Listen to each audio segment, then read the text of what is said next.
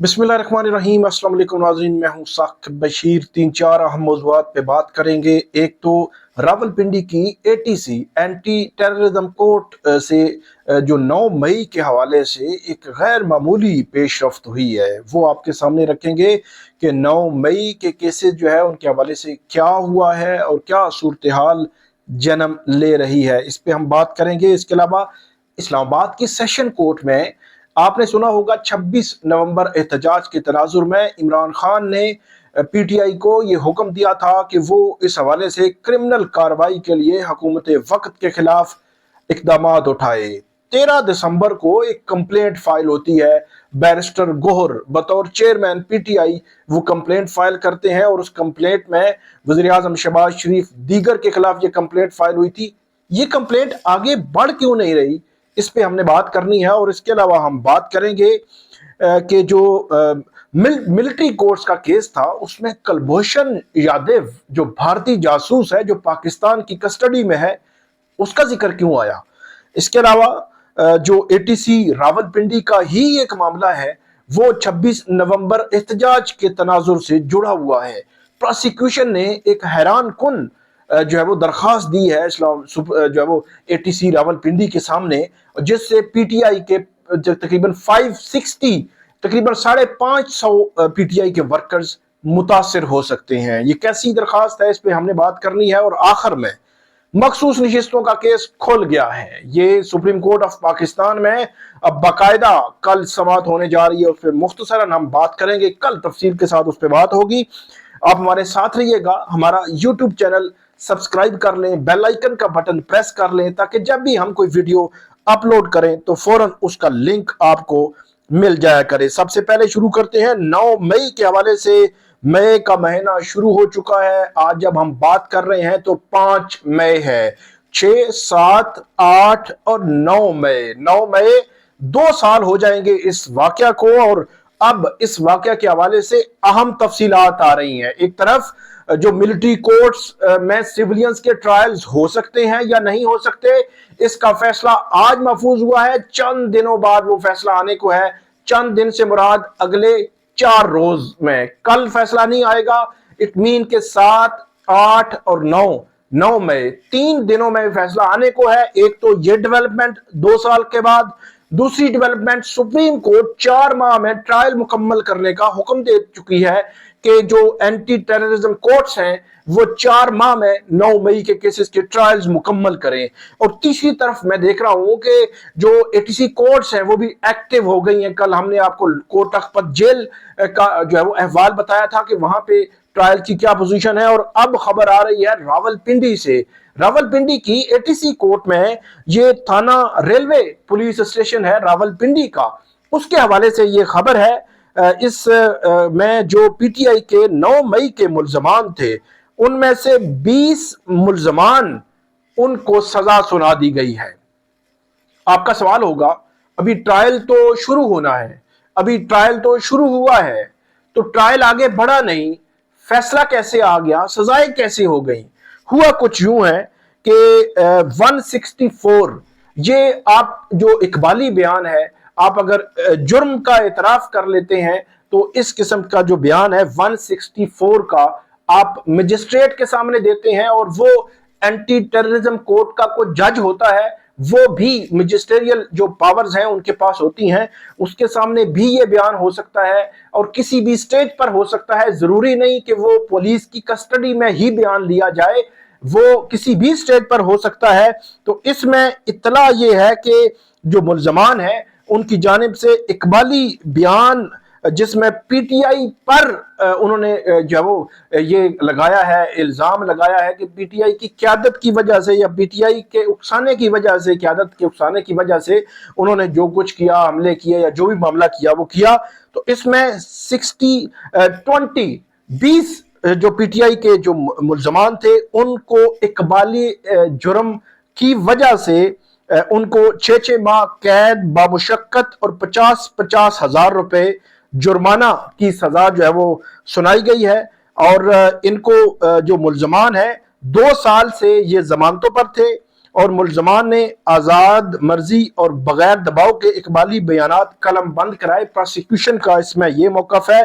اب دیکھنا یہ ہے کہ دوسری جانب پی ٹی آئی کے جو کارکنان جن کو سزائیں ہوئی ہیں، کیا اس کو کہیں چیلنج کیا جائے گا؟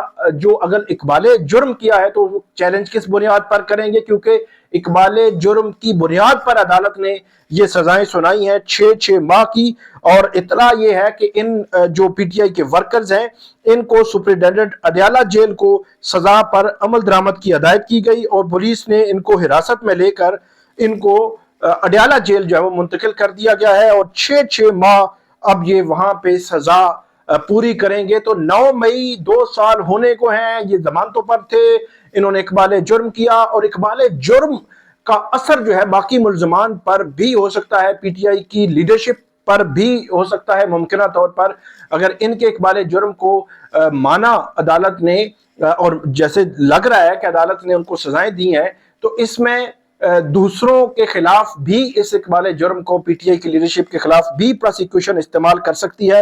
بہرحال یہ بہت بڑی خبر ہے کہ اس میں پی ٹی آئی کے جو ورکرز ہیں ان کے خلاف یہ فیصلہ جو ہے وہ آیا ہے 9 مئی 2023 کے واقعے کے بعد جو کچھ ہوا تھا، اور اس میں اب دیکھنا یہ ہے کہ A T C court, G H Q اور باقی جو ٹرائلز ہیں ان ٹرائلز کو کیا آگے بڑھائے گی، 4 ماہ میں مکمل کرتی ہے یا نہیں کرتی، اس کے حوالے سے ابھی کہنا کچھ قبل از وقت ہے۔ آگے بڑھتے ہیں۔ اسلام آباد 26 نومبر احتجاج، 26 نومبر کا احتجاج ہوا، بڑا بھرپور احتجاج تھا لیکن بڑا انفارچونیٹ اس کا اینڈ ہوا، جس کے بعد صورتحال نے کروٹ بدلی، جس میں پی ٹی آئی کی جانب سے یہ کلیم کیا جاتا رہا اور اس کی تصاویر بھی سامنے آئیں، 14 شہادتیں جو ہے وہ ہوئیں اور کچھ زخمی بھی ہوئے، اور پی ٹی آئی کا کلیم یہ بھی تھا اور یہ بھی ہے کہ اس میں کچھ لاپتہ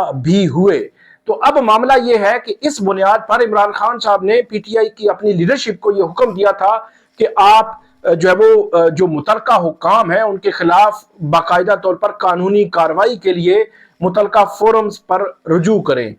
پرائیویٹ کمپلینٹ جو ہے وہ یا تو ایف آئی آر ہوتی ہے، اگر پولیس ایف آئی آر نہ کر رہی ہو، صحیح طریقے سے انویسٹیگیٹ نہ کر رہی ہو، تو آپ پرائیویٹ کمپلینٹ فائل کر سکتے ہیں سیشن کورٹ میں، اس استغاثہ جو ہے فائل کر سکتے ہیں۔ اس کا طریقہ کار یہ ہوتا ہے کہ جو پرائیویٹ کمپلینٹ دائر کرنے والا ہے وہ پورا جو ڈیٹا ہے، مسودہ ہے، جو الزامات ہے، ان کے حق میں جو ثبوت ہیں، جو گواہ ہیں، وہ سارا کچھ عدالت کے سامنے رکھتا ہے، اور جو پرائیویٹ کمپلینٹ جس کی جانب سے دائر ہوتی ہے اس کی پہلی سٹیٹمنٹ ہوتی ہے، پھر گواہوں کی سٹیٹمنٹس ہوتی ہیں، اور اس کے بعد عدالت جو ہے وہ اس کو دیکھتی ہے کہ یہ مینٹینیبل ہے یا نہیں ہے، اور اس کے بعد جو ہے وہ رسپونڈنٹس کو نوٹس کیے جاتے ہیں۔ اس کیس میں رسپونڈنٹ وزیر اعظم شہباز شریف، وزیر داخلہ محسن نقوی، آئی جی اسلام آباد اور دیگر اہم حکام جو ہے وہ اس میں رسپونڈنٹ ہیں، اور اس میں معاملہ یہ ہے کہ یہ معاملہ آگے بڑھ پا نہیں رہا۔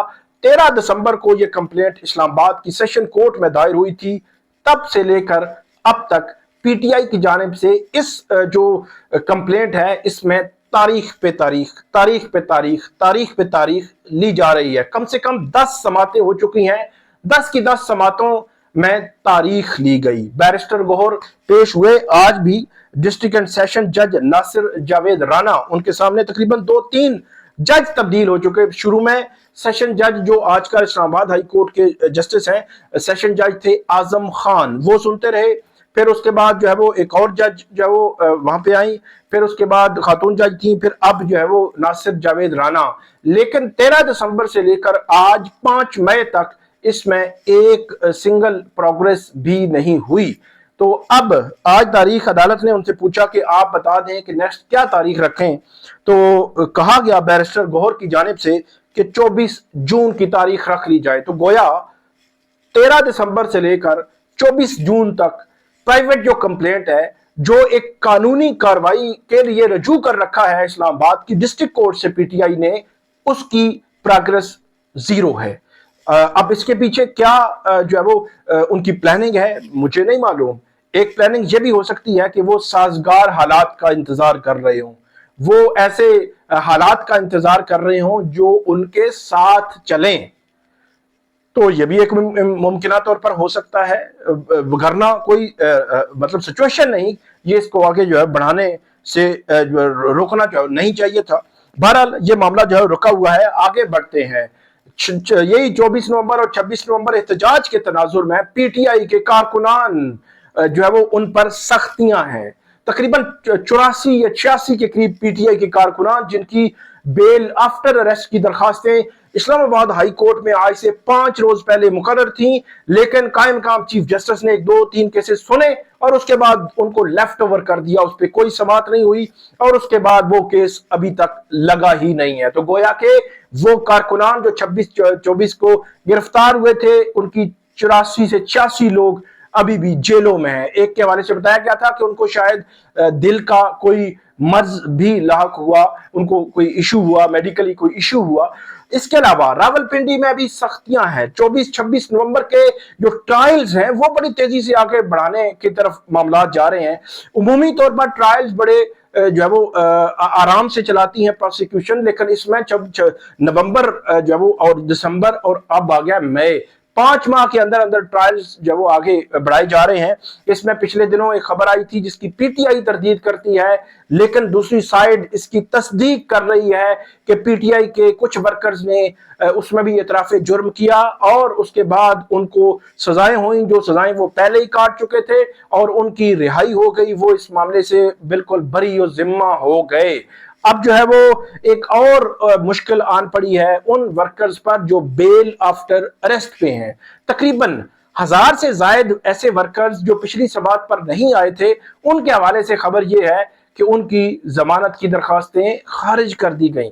اب وہ لسٹ سامنے آئی، ریٹن آرڈر جو ہے وہ سامنے نہیں آ رہا، لسٹ سامنے نہیں آ رہی، ایگزیکٹلی پتہ چلتا کہ کس کس علاقے سے کون کون سے نام ہیں جن کی بیل آفٹر اریسٹ خارج کی گئی ہے۔ اسی کے ساتھ تقریباً 560 پی ٹی آئی کے ایسے ورکرز ہیں جو پچھلی سماعت پر آئے تھے اور وہ ضمانت بعد از گرفتاری پر ہیں، جن کی ضمانت ابھی بھی موجود ہے۔ آج پروسیکیوشن نے راولپنڈی کی عدالت میں ایک درخواست دائر کی اور اس درخواست میں یہ موقف لیا ہے کہ کیونکہ 1000 سے زائد جو ضمانت جنہوں نے لی تھی وہ آئے نہیں ہیں، ان کی ضمانتیں عدالت کو خارج کرنا پڑی، اس لیے یہ جو 560 ہیں ان کی جو مچلکے ہیں وہ 50 ہزار کے ہیں۔ تو یہ کہتے ہیں کہ ان کے مچلکے 10 لاکھ کے کر دیے جائیں۔ یہ حیران کن ہے، ویسے 560 پی ٹی آئی ورکرز کے مچلکے ضمانتوں کے ہیں 50 ہزار کے، پروسیکیوشن کہہ رہی ہے 10 لاکھ کے کر دیں۔ ویسے حیران کن ہے۔ آپ جو ہے وہ پولیٹیکل ورکرز پر، دفعہ 144 کی خلاف ورزی پر، اس قسم کے جو ہے وہ چھوٹے جو قسم کے معاملات پر، احتجاج پر مقدمے درج کرتے ہیں اور اس میں لگاتے ہیں اٹیے، اس میں لگاتے ہیں دہشت گردی کی دفعات، اور اس دہشت گردی کے قانون کو پولیٹیکلی پھر پولیٹیکل ورکرز کے خلاف جو وہ اس طرح استعمال کریں گے کہ 560 P T I workers in پر 50 ہزار پر کے مچلکے اور 10 لاکھ کر دیں۔ یہ نہیں عدالت نے نوٹس کیا ہے، لیکن حیران کن ہے جو ہے وہ کس طرح اس چیز کو جو آگے لیا جا رہا ہے۔ تو یہ معاملہ ہے اس اے ٹی سی راولپنڈی میں، معاملات جو ہے وہ آگے بڑھ رہے ہیں۔ آگے بڑھتے ہیں، جو کلبھوشن جادیو کا معاملہ ملٹری کورٹس کے کیس میں کیسے سامنے آیا؟ وہ یوں آیا کہ عدالت یہ کہہ رہی تھی کہ جو ملٹری کورٹس میں جن کے خلاف کیسز ہوئے تھے ان کو رائٹ ٹو اپیل، جو اپیل کا حق ہے، ان کو دیا جانے کے حوالے سے اٹارنی جنرل ماضی میں یہ بات کر چکے ہیں۔ انہوں نے یہ بات کی کہ ان کو اپیل کا رائٹ دینے کے حوالے سے حکومت نے کیا کیا۔ وہاں پہ کلبھوشن جادیو کا ذکر بھی آیا کہ کلبھوشن جادیو جس کو ملٹری کورٹ سے سزا ہوئی اور اس کے بعد جو کیونکہ جو بھارت ہے وہ عالمی عدالت انصاف میں بھی گیا ہوا تھا، اور عالمی عدالت انصاف کے بعد اس وقت کی پی ٹی آئی کی حکومت نے ایک آرڈیننس جاری کیا تھا، جس آرڈیننس کے تحت اس کو فیئر ٹرائل کے تقاضے پورے کرنے کے لیے اور اپیل کا حق دینے کے لیے اس کو اسلام آباد ہائی کورٹ کا فورم دیا گیا، اور اسلام آباد ہائی کورٹ نے اس کی طرف سے اپیل فائل ہوئی، اس کی جانب سے ایک وکیل جو ہے وہ عدالت نے نامینیٹ کیا اور اس وکیل نے اس کی پیروی کی۔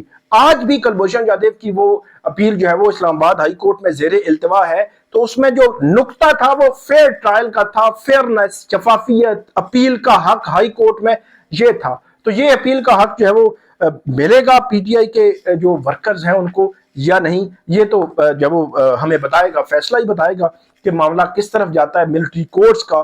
آخری جو ہمارا موضوع ہے وہ ہے مخصوص نشستوں کا کیس. کل کا دن 6 مئی ایک اہم دن ہے، غیر معمولی دن ہے، اور بڑی اپڈیٹ اور بڑا ایک سینیریو، مستقبل کا سینیریو جو ہے اس سے جڑا ہوا ہے، کیونکہ مخصوص نشستوں کے اس فیصلے پر 12 جولائی سے لے کر آج تک 5 مئی تک اس فیصلے پر عمل نہیں ہوا. اب جو نیا بینچ بنایا گیا ہے 5 جج نئے ہیں، اور 5 جج جنہوں نے ایکچولی فیصلہ دیا تھا وہ اس بینچ میں شامل ہی نہیں ہے.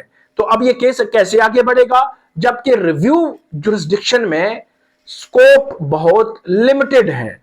تو یہ کیس کیسے آگے بڑھے گا؟ یہ کل کا دن بڑا اہم ہے، اور کل کا دن اس حوالے سے ہمیں بتائے گا کہ یہ کیس کس رخ پہ جاتا ہے. آپ کو ہم اپڈیٹ کرتے رہیں گے، ہمیں فیڈ بیک دیجیے گا، کامنٹ کیجیے گا. بہت شکریہ.